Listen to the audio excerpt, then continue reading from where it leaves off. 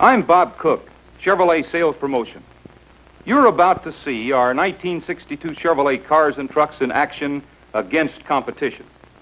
You and I know that Chevrolet products are good, but it is only in an out-and-out performance comparison that we find out just how good they really are. Some of the things that you'll soon see are highly spectacular, but let me assure you that they are authentic in every respect and are dramatic proof of the excellence built in to your 62 Chevrolet products. Now, see for yourself and take what you find here and put it to work. Through the ages, when it has come to pitting one man's honor and ability against another's, a duel has been called for to settle the issue once and for all. So now Chevrolet, with due respect to its 1962 competition, challenges them to a duel. A duel to be waged in fairness to both sides.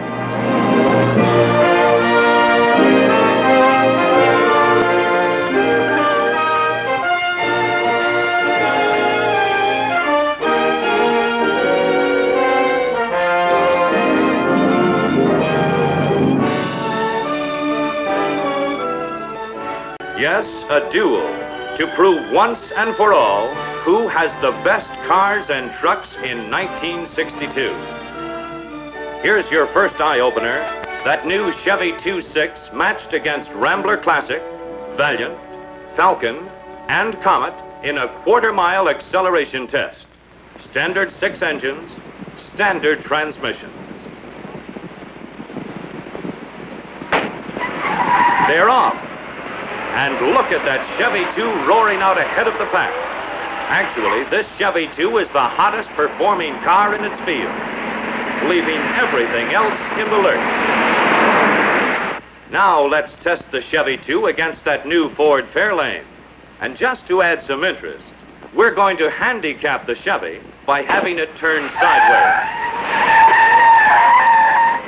There goes the Chevy 2. Way out front. No wonder. That Fairlane has a Falcon engine, which is no great shakes even in a Falcon. That was such a walk away. Let's try it again. But this time, let's see what the Chevy 2 4-cylinder model can do against the Fairlane. And there it goes, a 4 against a 6. And it's a front place runner all the way. Now let's raise the stakes. A Chevy 2.6 against the full-sized Ford Galaxy V8, 120 horsepower against 170. And look at that. Outmatched by 50 horsepower, yet the Chevy 2 is already way out ahead. And it's Chevy 2 again. Moving up the model line, here's the Bel Air 6 pitted against the Fairlane. That Bel Air weighs nearly 700 pounds more than the Fairlane, but it leaves that Fairlane looking like it's tied to a post.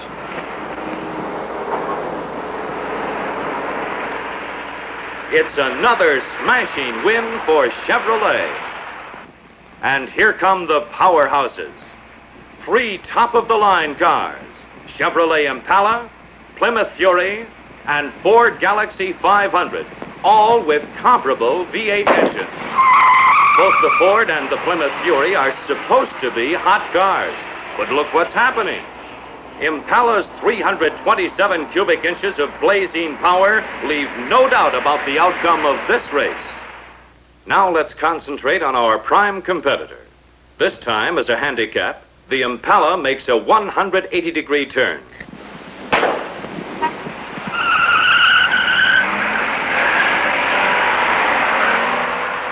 The Galaxy 500 is so far ahead. Can the Impala ever close the gap? It seems impossible, and yet, look at that baby go. What a performance. What a car. Man, you've got to have wings to beat that 327. Or can you beat it even with wings? Let's find out.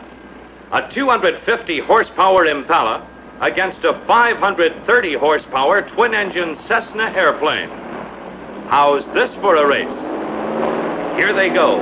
With all the tremendous surging power of that 327 engine, the Impala is out to an instant lead.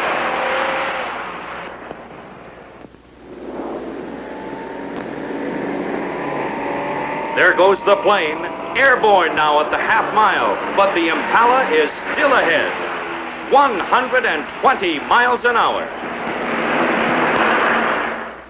Performance sells automobiles. Economical performance sells even more. Each of these 6 cars, Falcon, Fairlane, Comet, Rambler Classic, and Valiant, each with standard engines and the 4-cylinder Chevy 2, will get exactly 1 gallon of regular gas. If the car runs out of gas, the driver will have to walk. The men match coins, the winner getting his choice of cars.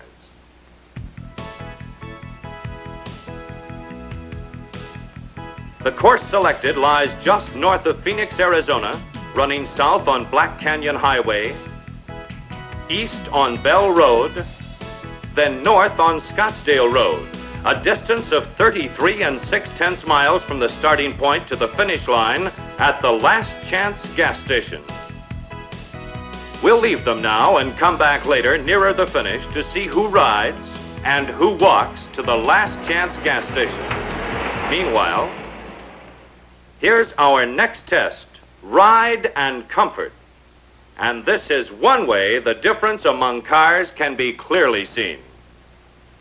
An ordinary water glass is cemented to the hood of each car. A ping pong ball is dropped into the glass. Now watch the ball as we drive the Impala down a very rough vibration course. In spite of the terrific hammering the wheels are getting, every bit of road shock is being effectively soaked up by those famous Chevrolet coil springs. Now the Ford Galaxy 500. Look at the difference when we run the Galaxy over the same course. How about that now? Isn't that something? Now the Plymouth Fury. From the way that hood is shaking, you'd think it wasn't securely latched. But believe it or not, it is. And here you have all 3 at once for direct comparison. Ford Galaxy 500, Chevrolet Impala, and Plymouth Fury. Now let's try it with the Fairlane. Look at the ball this time. Compare this with the Bel Air. Again, there's just no comparison. Here's another test, handling. Just look at the way the Chevy 2 whips around the pylons without once getting outside the white line. Handling ease, a Chevrolet specialty. The flare on top is to help you compare the amount of roll between one car and another. Let's just hold our Chevy 2 at this difficult 7th pylon and then compare the performance of other cars at the same place and at the same speed. Here's the Falcon. The front end washes out and it simply cannot be kept within the white line. Here it is at that tricky pylon, way outside the lines. The Rambler is sluggish on these twisting turns. It's hard to steer, slow to respond.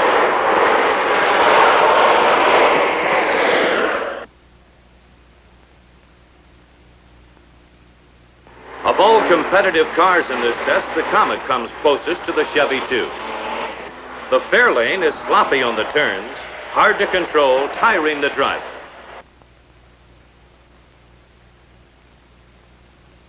But now watch the Bel Air. With all its solid big car weight, it whips around these pylons with amazing ease. and the pylons are still spaced for shorter wheelbase cars. The penalty some manufacturers pay for springs that are too soft is in having a station wagon that bottoms on the bumps. So let's take these 4 wagons, loaded exactly the same. Josephine here will be present at each test to give us her impressions of the ride as each car hits the same bump at the same speed, 40 miles an hour. The microphone in back will enable us to hear if the wagon hits bottom.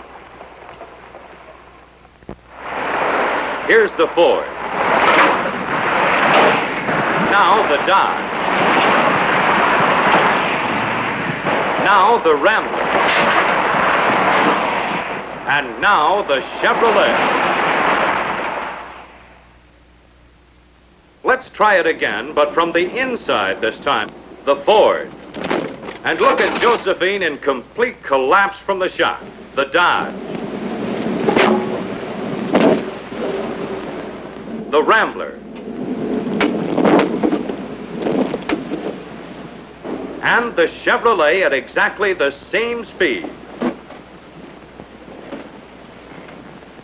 There is a difference, isn't there? Imagine how much worse those other cars would have been with a full load. And speaking of load carrying, here's a real test of the monoplate rear springs in the Chevy 2 on the left.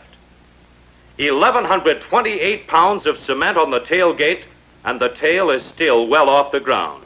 While the Falcon on the right, with the same weight, is almost dragging its tailpipe. Rambler isn't much better. Its low-slung gas tank is almost on the ground. Here we've added 282 pounds, 1,410 pounds in all, but with those sturdy monoplate springs, it's still up and over for the Chevy 2. With the same load, Falcon quickly runs aground. 9 sacks have to be lifted off the tailgate before it clears the ground.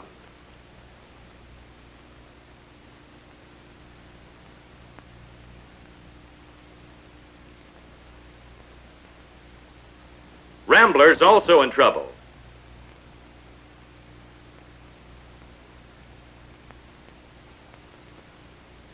Six sacks have to go before it gets that low-hanging gas tank out of the dust.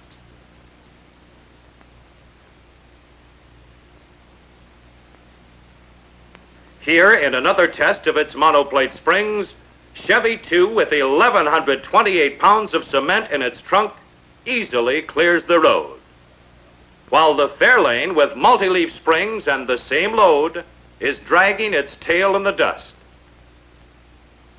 But now let's go back and check up on our economy run. Fairlane and Rambler are already out of the race, and here goes the Comet.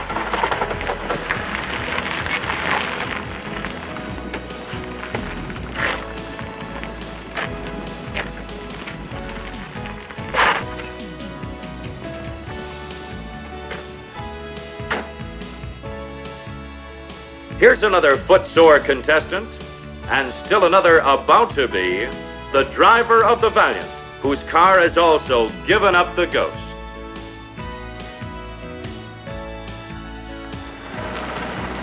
And here's our old friend the Falcon, looking for a place to park for a while.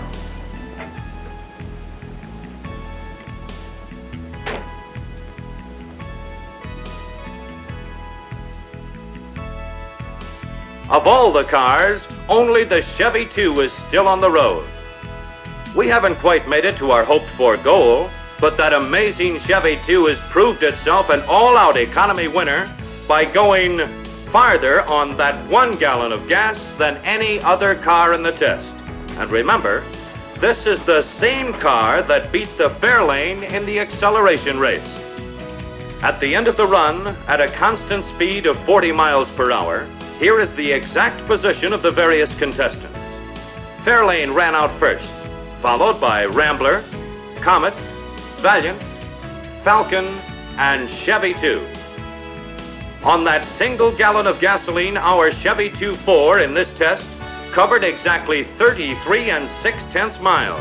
Think of it, 33 6/10 miles. In a similar test with two standard sixes, a Ford Galaxy and a Chevrolet Bel Air, the Ford dropped out almost a mile behind the Chevrolet. And economy does sell cars. Towering out of the desert east of Phoenix are the wild and rugged Superstition Mountains.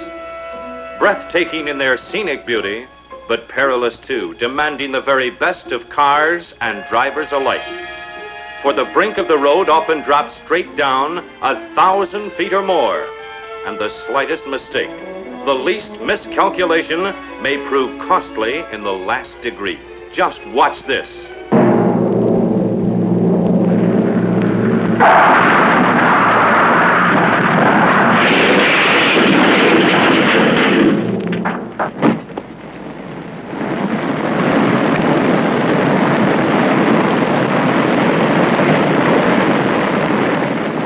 Yes, a dangerous, dangerous country. And it's here in this grim terrain that our next test will be conducted. As an acid test of brake safety, the Ford Galaxy, Plymouth Fury, and Chevrolet Impala are going to run to the bottom of this long switchback mountain road. The drivers will go as fast as they possibly can, applying their brakes hard and often on the sharp curves in a deliberate effort to heat them up. As you know, any brakes will stop you once. Any brakes will stop you twice. But in hard, repeated usage like this, brakes tend to heat and to fade, usually when you need them most. But it's in situations like this that Chevrolet's better brake design and better brake linings pay off in a greater brake safety. So watch what happens. Because somewhere down the line, as the final test, we've set up a rock slide where all three cars will have to stop and stop fast if they can.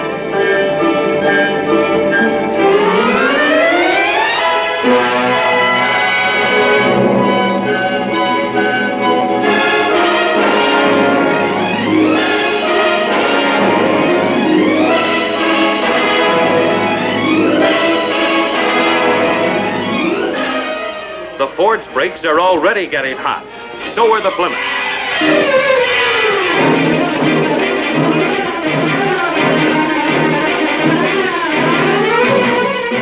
And here's the rock slide. Stop.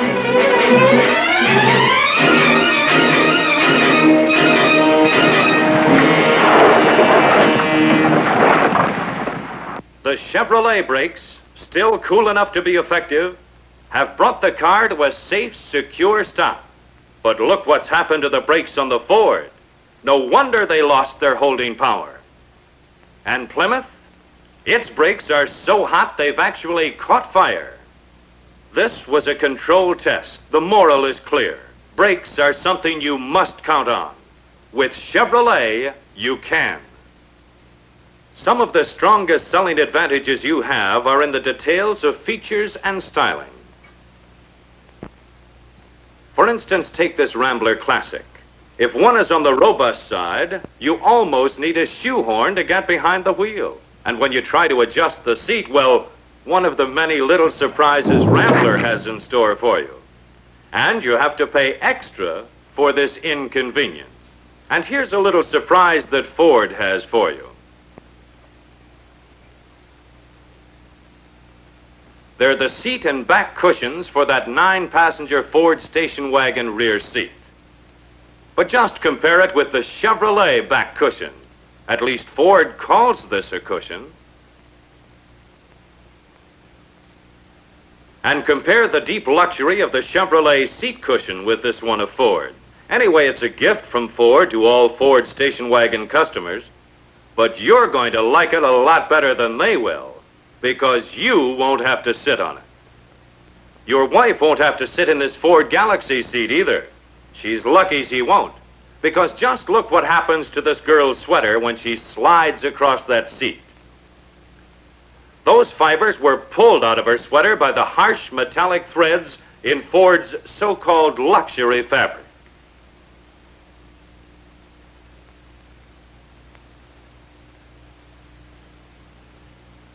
Will the same thing happen in a Chevrolet?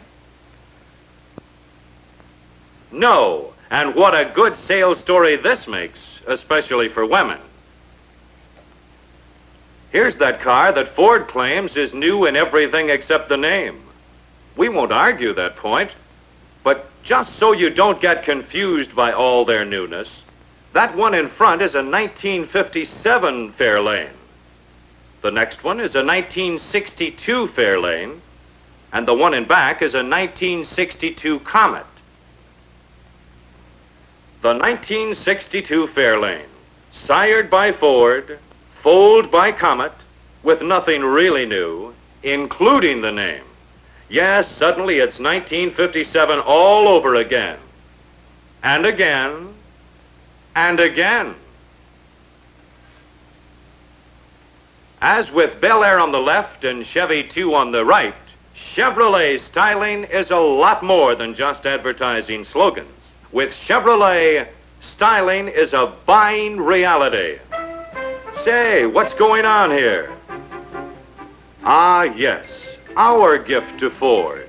A solution at last to the perennial problem of the non-counterbalanced Falcon hood. With this handy little invention, you won't have to worry about that hood falling and smashing your fingers anymore.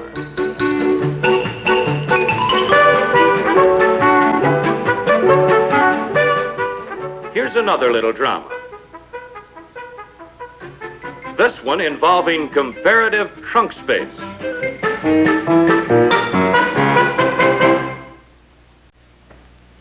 The base fits easily in that big, generous Chevy trunk.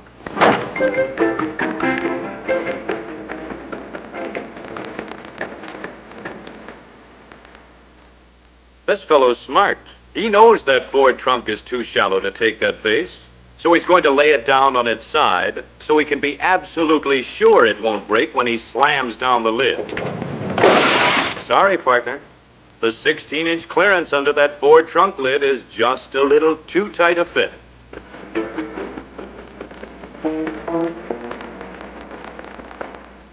The only real solution, as more and more Ford owners are finding out these days, is just to tire down and take your chances. Again, on the subject of luggage capacity, just take a look inside this Greenbrier. Compare the big, generous luggage capacity back of the rear seat with the far less space available in the Econoline station bus. Here's a test for the Greenbrier, pulling in and out of a carport. What's so difficult about that? Well, let's let the Econoline try it.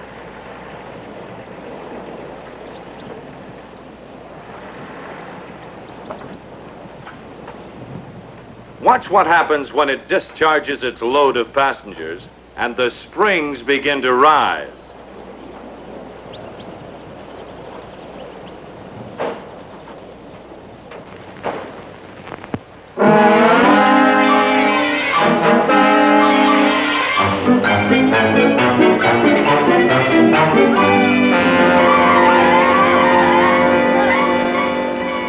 Don't laugh.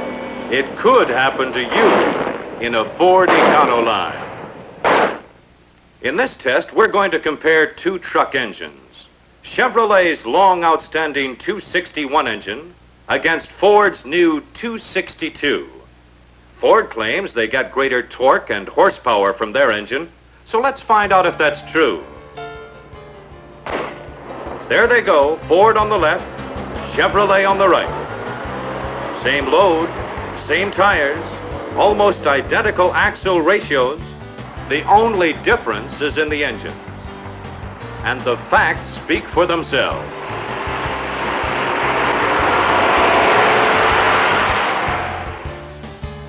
When they talk about cotton-picking wagons out here, they mean it. These big cotton vans weigh 8 1/4 tons each, a total of 33 tons. And guess what's pulling them?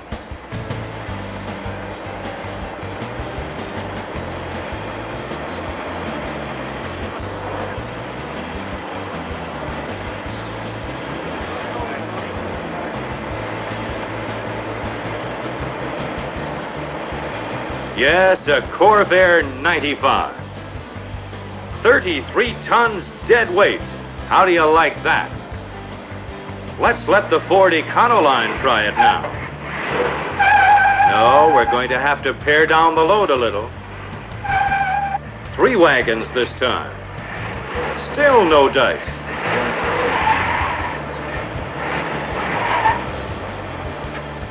Now we're down to 2 wagons. And that seems to be just about a match for the Econoline. 16.5 tons.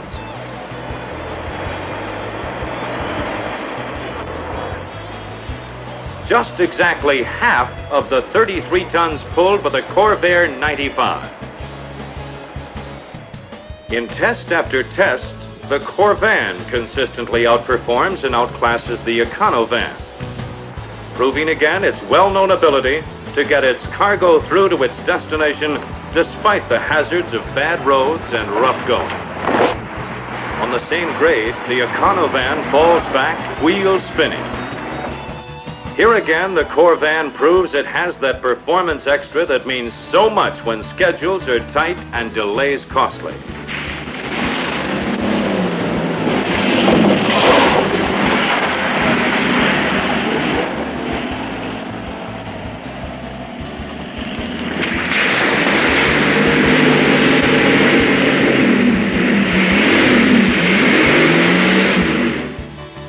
Here's a test with particular application in hot weather. After running for half an hour with a load, windows closed and outside temperature 72 degrees, the temperature in the cab of the Corvair 95 is 91 degrees. While in the Econoline, under the same conditions exactly, the temperature at the side of the engine cover right there by the driver is 286 degrees. Making the cab temperature 104. Oh yes, after similar heating conditions, if a careless attendant happens to remove the radiator cap on the Econoline, this is the likely result.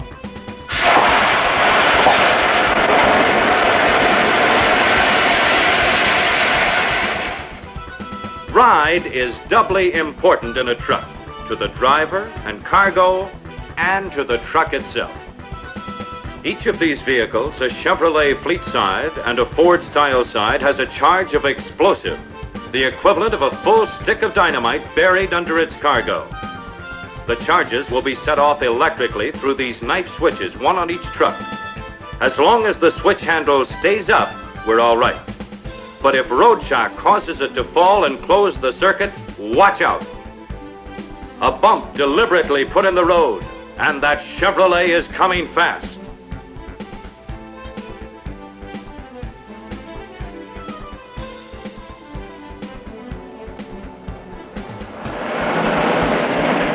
Chevrolet crosses it safely. Here comes the Ford. Hold your breath.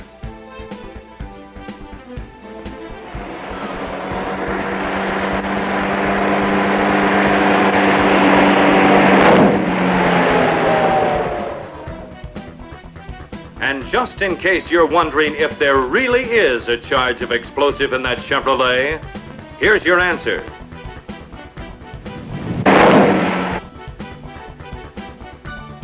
Though the explosive charge was the same in each vehicle, the Ford tailgate has been blown out by the blast and the floor buckled, while the strong wood floor and double-walled construction of the Chevrolet tailgate and sidewalls show almost no damage at all. Yes, wherever trucks are working, you'll find Chevrolet trucks out front in performance, ride, safety, in all the essential elements that go to make a truck worth its salt on the job, wherever that job may be. Back in the old days of the West, this was a familiar sight. The lone cowboy fleeing from the bad man, his life depending on the speed and stamina of his trusty pony.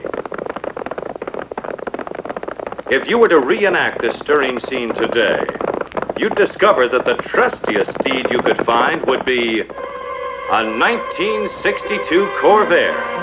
So let's just sit back and watch what would have happened in the old days of the West If you had had a Corvair to ride instead of a horse, it's high noon and trouble's a brewing. Our hero and his new Corvair doesn't know it yet, but a no-good band of outlaws has the whole town staked out, just waiting for him to arrive.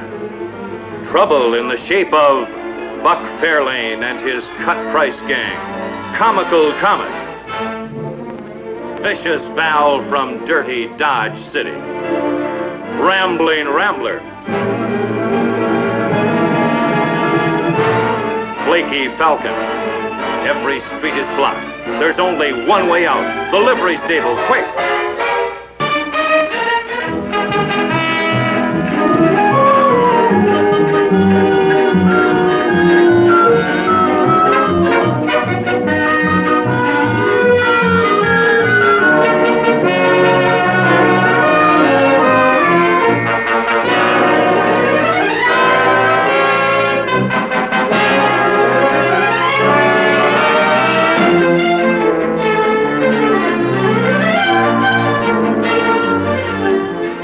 Nobody, but nobody can match Corvair in action like this.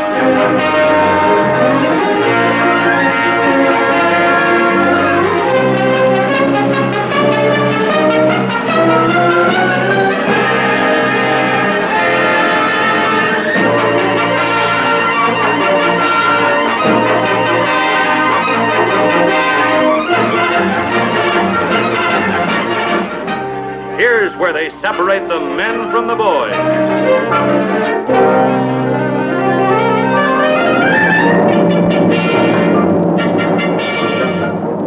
Yes, when it comes to real out-and-out performance, the rest just aren't in it with Corvair. And that's our version of what would have happened if a cowboy in the Old West had had a 1962 Corvair.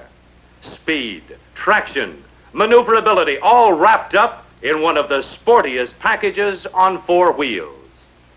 In fact, for any kind of driving, in any place you want to go, whether it's on a city boulevard or out here on the spectacular Apache Trail in Arizona, you just can't find a better car than Chevrolet. Take that new Chevy 2. It's not only the hottest performing car in its class, it's also a real road car, able to do whatever cars of this size are expected to do. And a lot of things no car is expected to do. But the Chevy 2 does it.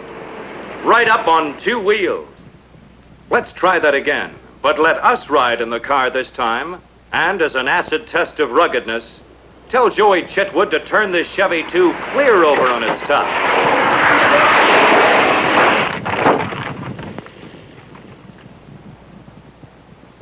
Joey's all right, and so's the Chevy 2. If you don't think so, watch.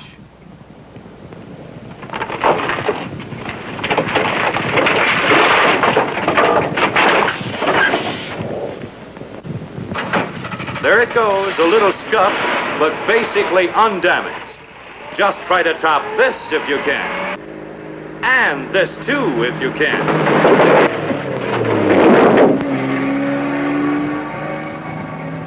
Top the performance of a Chevy truck if you can.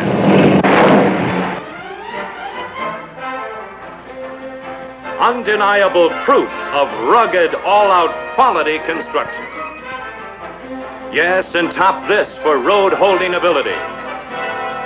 Corvette at 140 miles an hour on the high-speed track and no hands on the wheel. In every quality that counts in the making of a car, Chevrolet in 1962, any Chevrolet, every Chevrolet has it over competition in any kind of duel you can name.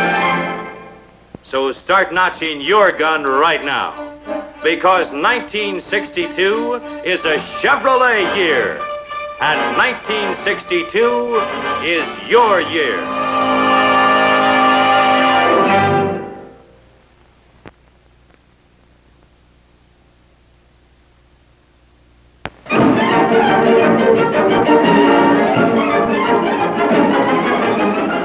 Florida, where anything that runs, jumps, swims, flies, or rolls on four wheels is put to the test of performance.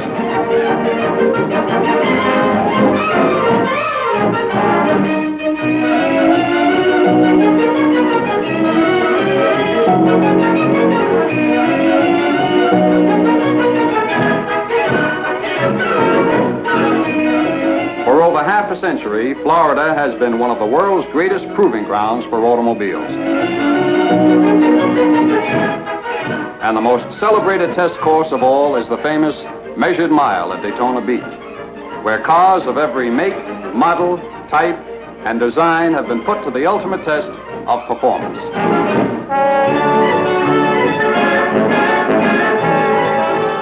Here in 1927, Major Seagrave's mighty Sunbeam first topped the 200-mile-an-hour mark. In its day, it was the fastest land-going vehicle on Earth. Now this famous beach will become the scene of a new kind of test.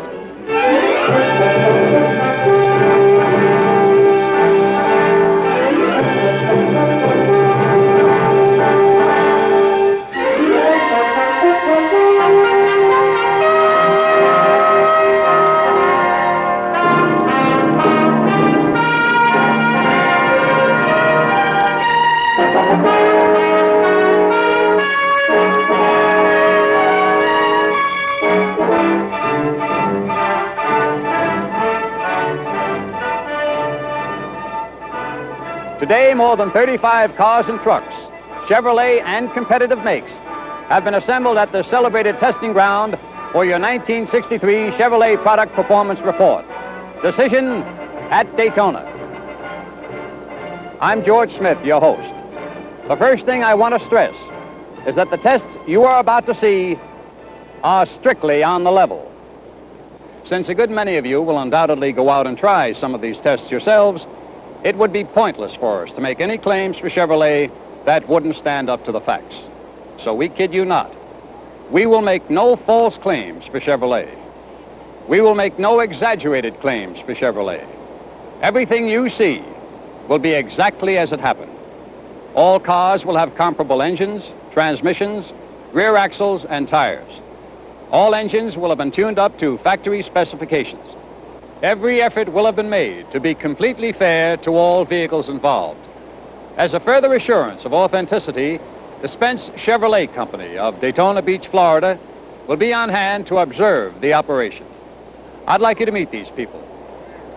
Lee Spence, President, Spence Chevrolet, Daytona Beach. I'm Merle Baumgartner, Sales Manager, Spence Chevrolet. Dick Boo, Service Manager, Spence Chevrolet. Gentlemen, thank you for being here. Now let's watch our first test.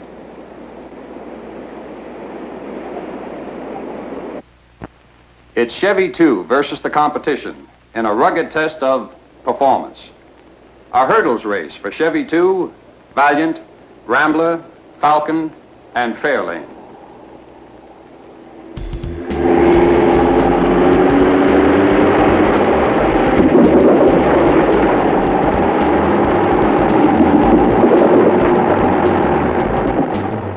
With more power per pound of car weight, the Chevy 2 in the far lane pushes out ahead. Let's run that again. This time as the fair lane driver sees it. His hopeless position in the rear gives him an excellent view.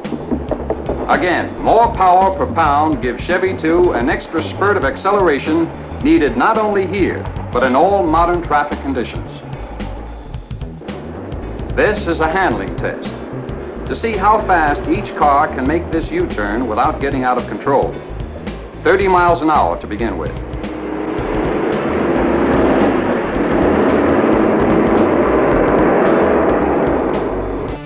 Now at 45 miles an hour. Chevy 2 above, Falcon below.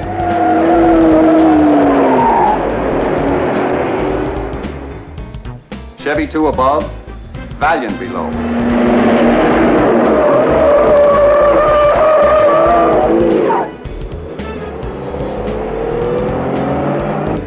Chevy 2 above, Comet below.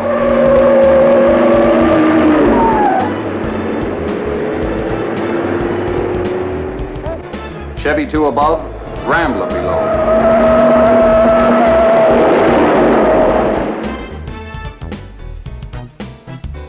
Chevy 2 above, Fairlane below.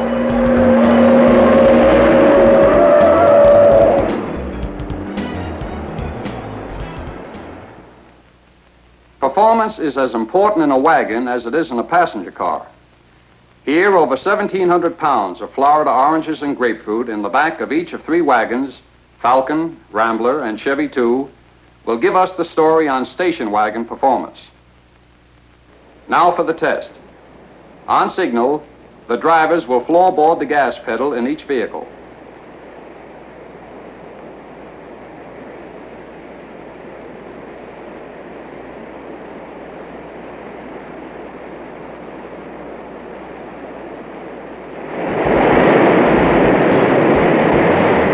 And there goes the Chevy 2. The same extra spurt of power that makes Chevy 2 a livelier car to drive also gives it quicker response as a wagon. Now the regular cars. Chevrolet versus the competition in performance. First with the 6-cylinder engines. Let's see that new 230 cubic inch 6 in action against the Ford and Plymouth 6s.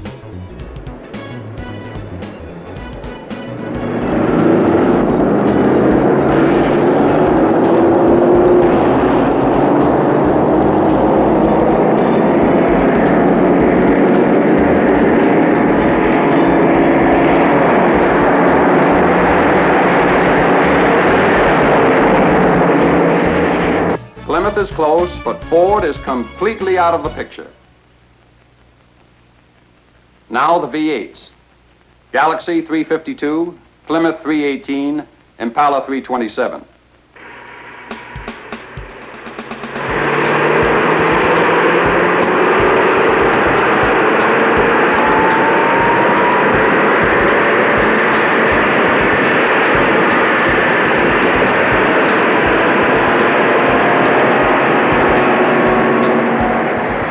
It's an easy win for Chevrolet. The Impala was so far ahead of the Galaxy in that last race, let's take a smaller Impala, the 283 V8, and see what it can do against the Galaxy 352.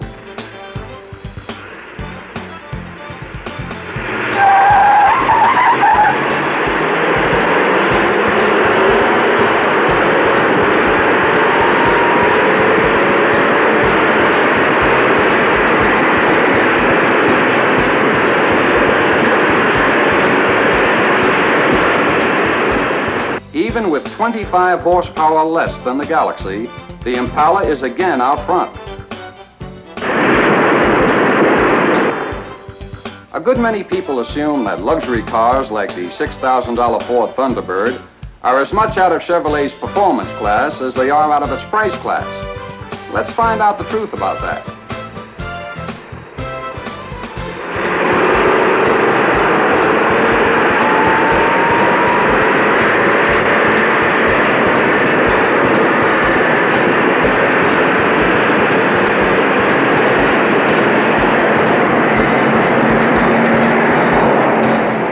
There's the Impala, well across the finish line, while the Thunderbird is completely out of the running.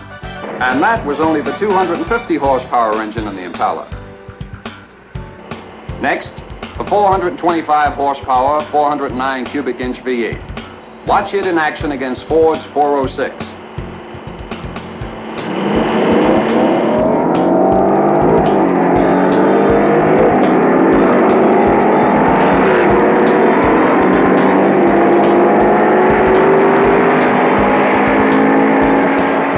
Once again, it's Chevrolet.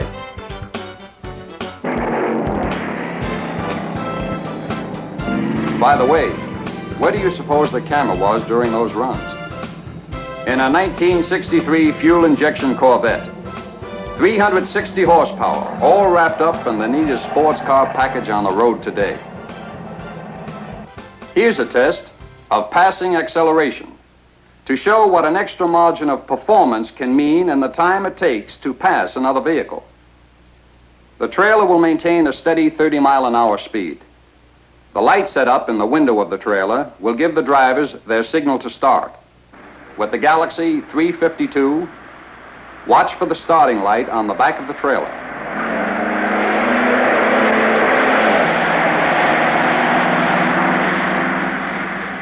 6 seconds flat for the Galaxy. Fury 318.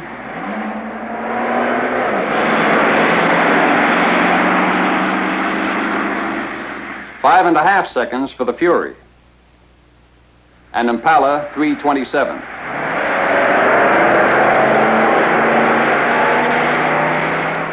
4 6/10 seconds for the Impala. Ford, 6 seconds. Plymouth, 5.5. Impala, 4 6/10. Brakes and handling are involved in this test. The lights on the hoods, coupled to the brake pedals, are to let you know exactly when each car's brakes are applied. The paint rollers, set at exactly 4 inches above the pavement, will help judge nosedive.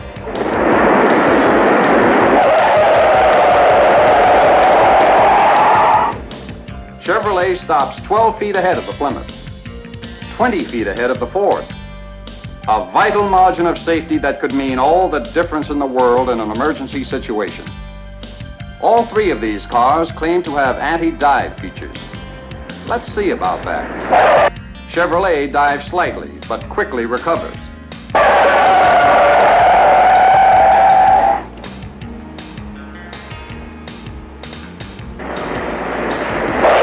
Plymouth shows little dive, but has poor stopping power.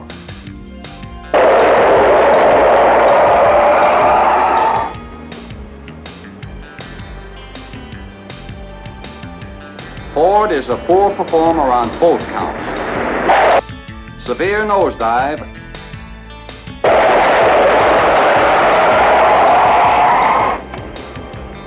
And poor stopping power. Here we've blocked off a quiet residential street and laid out a test route that parallels the stop-and-go course that's so famous in many performance trials. We're going to have 3 cars go in and out of each driveway just as fast as they can and see which one can make it in the shortest possible time. 21 stop-and-goes, 31 changes of direction. A real screamer. The same 3 cars will participate. Impala 327, Fury 318, and Galaxy 352. Impala.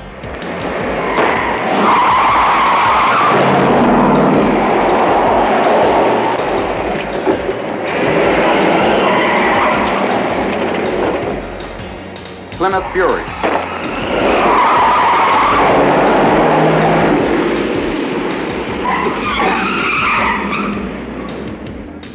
Ford Galaxy.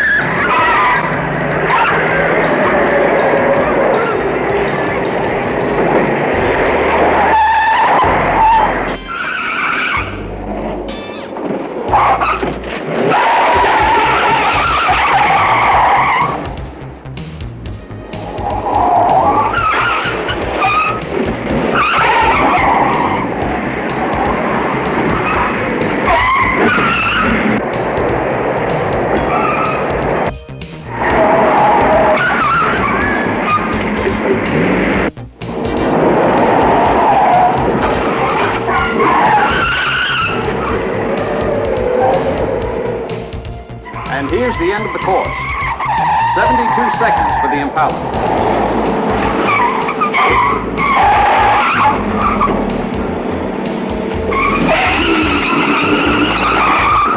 $82 for the Plymouth.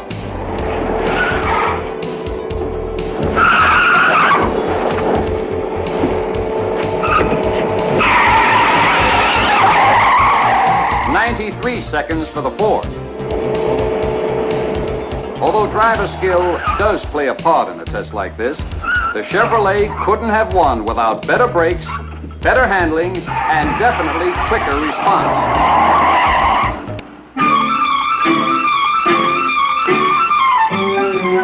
Undoubtedly, the best ride you can get anywhere is on a pair of water skis here at Cypress Gardens. But when it comes to automobiles, a motion picture camera in the back of each of 3 cars will give us an accurate record of ride in each one. Here are all 3 at once for comparison. Impala on the left, Fury in the center, Galaxy on the right. The Galaxy's ride is too bouncy. Plymouth's too harsh and jarring. Only Chevrolet has the perfect balance of softness and stability. Now let's take a look at special features. First, rocker panels. The smoke test shows how, with a Chevrolet, fresh air is drawn down from the cowl vent right through the Chevrolet's ventilated rocker panel and out the back, helping to keep it dry and rust-free.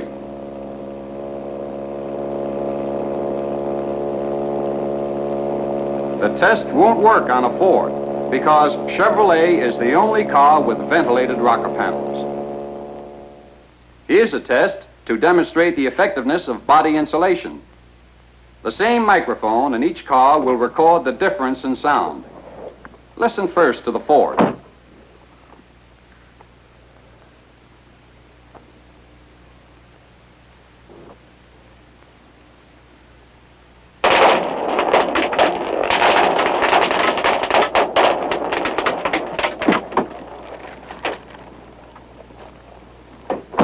Now the Chevrolet.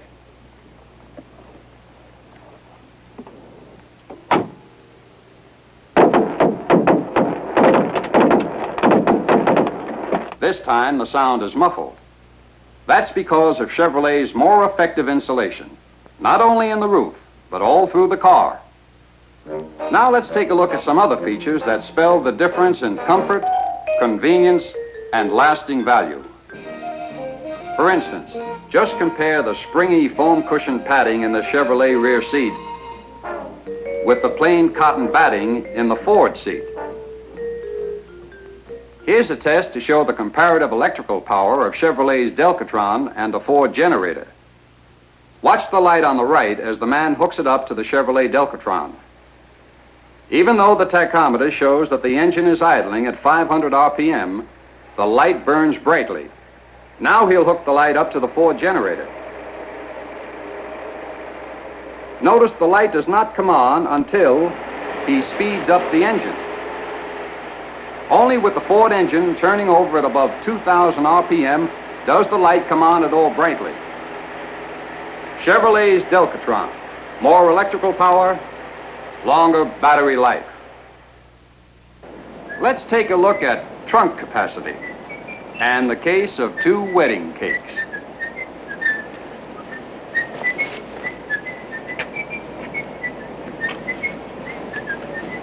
Say, Yes. will you have me put this cake into the trunk of my Impala? Sure.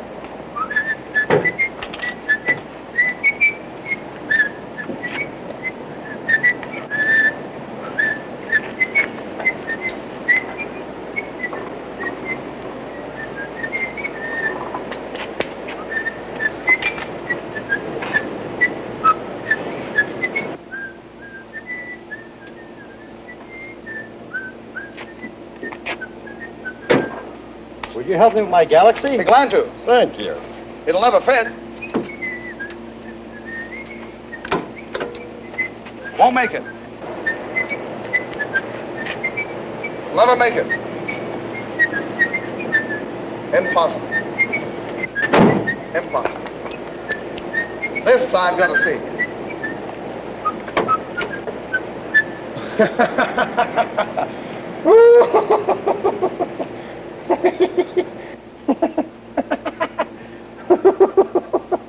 Why, you little...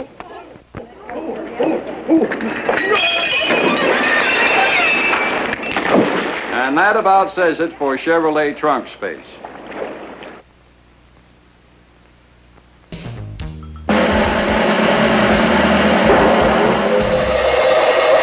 Remember this? The new Ford Econoline pickup when it first came out in 1959. 3 years have passed. Let's see that same test with a 1963 Econoline. Even with the 175-pound counterweight Ford added to the rear end, and with the heavier van body, this can still happen.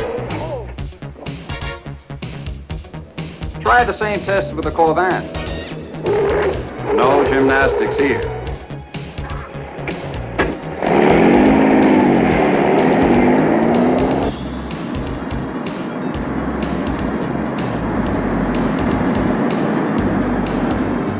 And as you can see in this test, it still has the same amazing ability to get around in almost any kind of road condition.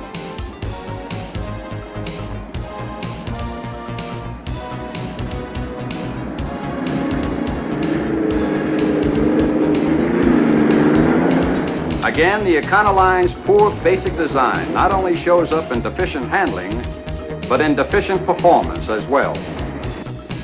This fella seems to have caught himself quite a fish.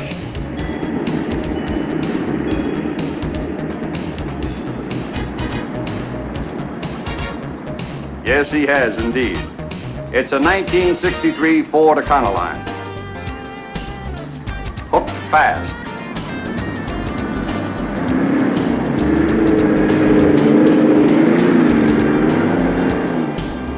Now let's see who lands who. That's a deep sea rig he has, but only an 80-pound test line. The Econoline can't even break that 80-pound test line.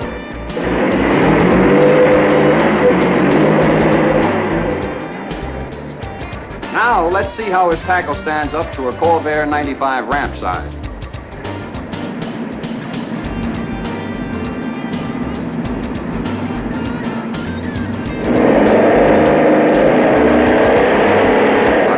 Of weight, power, and traction makes the Corvair 95 a winner in any kind of performance competition.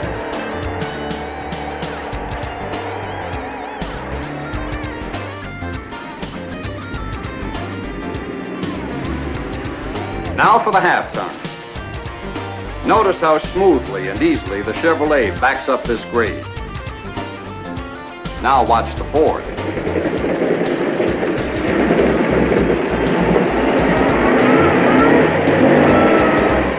That's called power hop, the result of a badly outdated suspension design.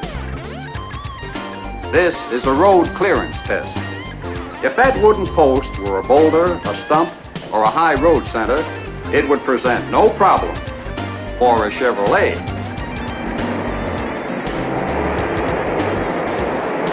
But for a Ford, with its low-slung front axle, it could be disastrous. Next, basic body construction. A series of tests to determine comparative strength of cabs and bodies. First, a side door from a Corvair.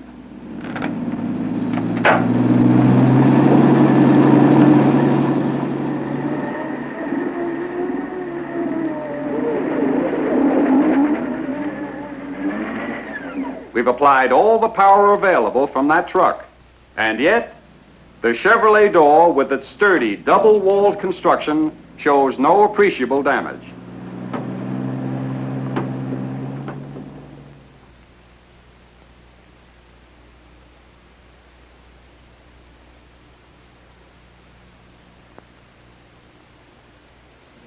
Ford, that's a different story.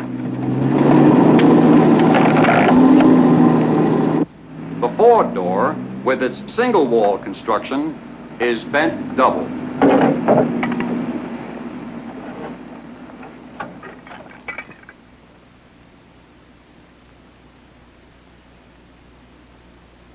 Chevy's structural rigidity really pays off.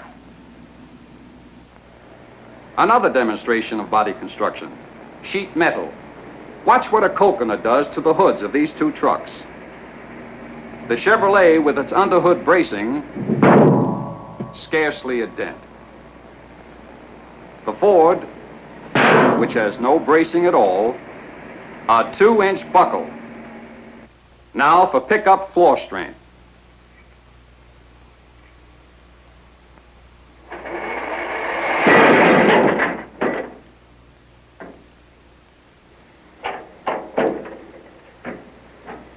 Barely a scratch in the strong wood and steel skid strip flooring of the Chevrolet. Now the Ford.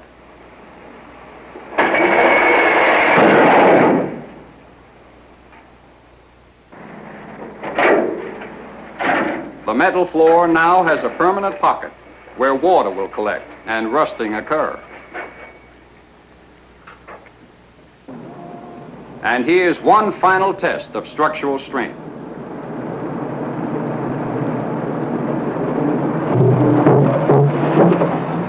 The Ford tailgate doesn't even begin to support the weight of this 6,000-pound stake truck.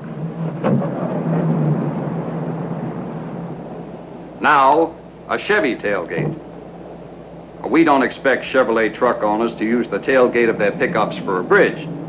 But this test does point out one more reason why Chevy trucks last longer, work more, and are worth more on the trade.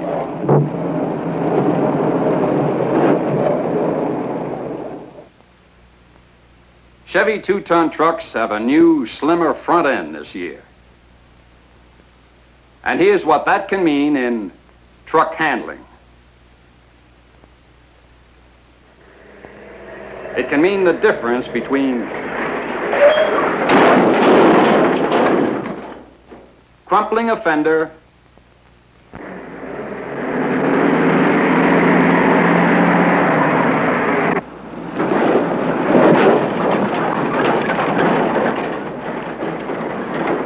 or clearing without a scratch, as in the Chevrolet.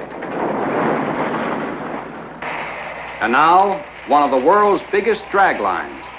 It weighs 3 million pounds and chews out a 34 cubic yard bit of earth at every bucketful. And it will start off our story on 1963 Corvair performance. As a matter of fact, Corvair's performance has been proved so many times, words are no longer necessary. So let's just let it speak for itself.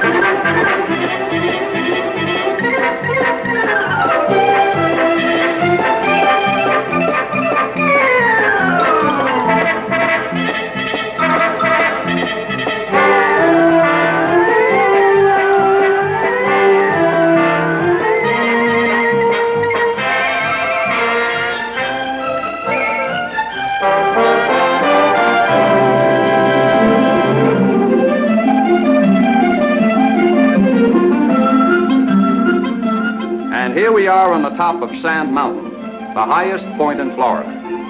It's a 45-degree slope, 450 feet to the bottom. Now watch, as a Corvair is deliberately turned over and rolled down the side as an acid test of ruggedness.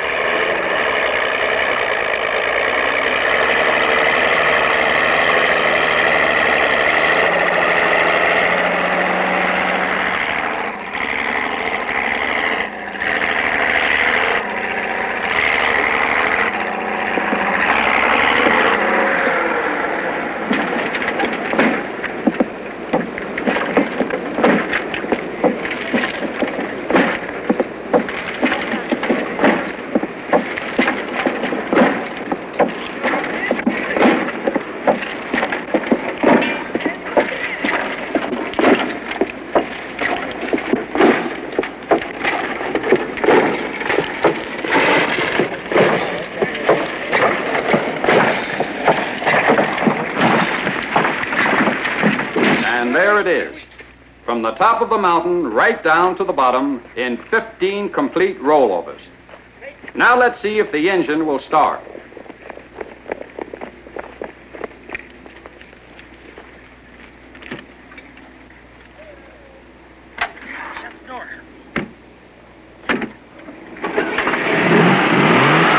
You've seen your 1963 products put to the test. Corvair.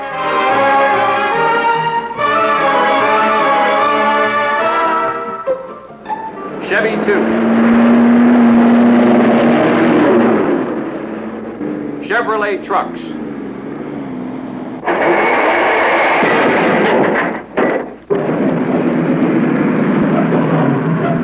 Corvette.